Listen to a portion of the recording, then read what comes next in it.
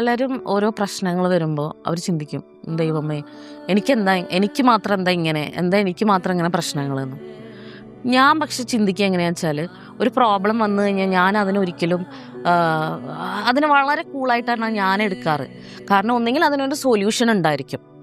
അപ്പോൾ ഞാൻ ആ സൊല്യൂഷൻ കാണും. ചിലപ്പോൾ അത് ഭയങ്കര ടഫായിട്ടുള്ള കാര്യങ്ങളായിരിക്കും, പക്ഷെ ഞാനതിന് വളരെ ലാഘവത്തോടെ അതിനെ ഞാൻ കൊണ്ടുപോകും. അതെന്താ വെച്ചാൽ, ഇപ്പോൾ നമ്മുടെ കൊറോണ ടൈമിലൊക്കെ പലരും പലരുടെ ബിസിനസ് പൊട്ടി, അല്ലെങ്കിൽ കുറേ ഷോപ്സൊക്കെ പൂട്ടിപ്പോയി, ഒരുപാട് പേര് ആത്മഹത്യ ചെയ്തു.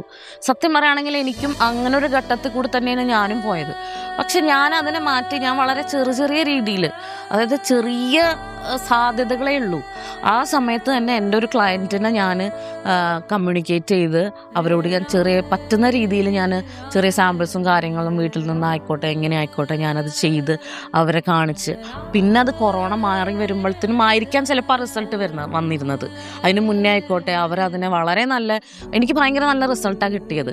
അപ്പോൾ പറഞ്ഞു വന്നെന്താ വെച്ചാൽ, നമുക്കൊരു പ്രോബ്ലം വന്നു കഴിഞ്ഞാൽ അതിന് ചിലപ്പോൾ ചെറിയ സാധ്യതകളാണെങ്കിൽ പോലും ആ സാധ്യതയിലുള്ള സൊല്യൂഷൻ നമ്മൾ കാണണം. അത് എല്ലാവരും അതൊന്ന് ട്രൈ ചെയ്താൽ ചിലപ്പോൾ നിങ്ങളുടെ പ്രശ്നങ്ങളൊന്നും നിങ്ങൾ വിചാരിക്കുന്ന അത്ര വലുതായിരിക്കില്ല.